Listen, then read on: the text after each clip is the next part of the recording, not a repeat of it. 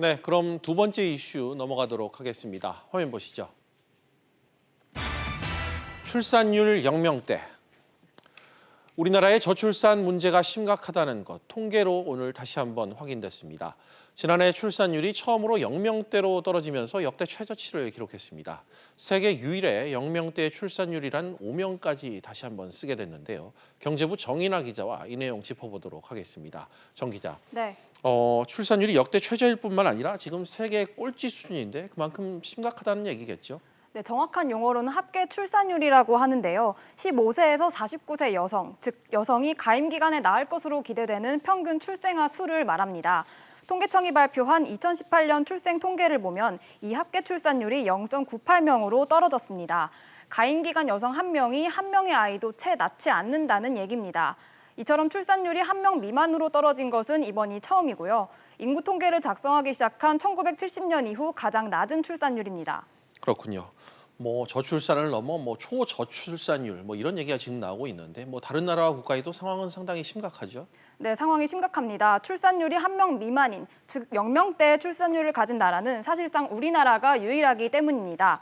물론 비공식적인 집계로 출산율 0명대인 국가는 마카오와 싱가포르가 있습니다. 예. 마카오는 0.95명이고 싱가포르는 0.83명 정도입니다.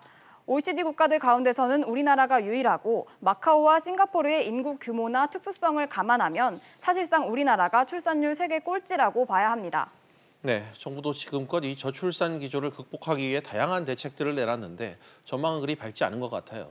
네, 전망이 좋지 않다는 게 전문가들의 분석입니다. 그 근거 데이터로 혼인 건수를 보면요. 올해 6월 혼인 건수는 총 17,946건을 기록했습니다. 혼인 건수 역시 통계를 집계하기 시작한 1981년도 이후 역대 최저치였습니다. 결혼을 하지 않으면 출산할 가능성도 매우 낮죠. 이처럼 결혼을 하지 않거나 늦추는 경우가 늘면서 20대 후반과 30대 초반의 출산율도 크게 하락했는데요. 지난 6월 20대 후반 출산율은 1년 전보다 14.4%, 30대 초반 출산율은 6.4% 정도가 줄어들었습니다. 통계청은 결혼과 출산을 많이 하는 20대 후반에서 30대 초반의 인구가 지난해보다 5%가량 감소했고 혼인 건수도 7년 연속 줄어들면서 출산율 감소에도 영향을 끼쳤다고 설명했습니다. 그렇군요. 이렇게 지금 저출산 문제가 갈수록 심각해지면 앞으로 여러 가지 좀 사회 문제가 발생할 것 같은데요. 좀 어떻습니까? 네, 저출산이 이렇게 심각해지고 고령화도 가팔라지면서 인구 수가 줄어들게 됩니다. 올해 6월 인구 통계를 보면 사망자 수가 총 23,001명으로 지난해보다 1.7%가량 늘었습니다. 연령별로 사망자 수를 보면 85세 이상 사망자 수가 1년 전보다 1.1% 정도 늘었습니다. 통계청은 가장 많은 인원이 사망하는 연령대가 80세인 점을 감안하면 고령 인구가 점차 증가한 영향이 크다고 설명했습니다.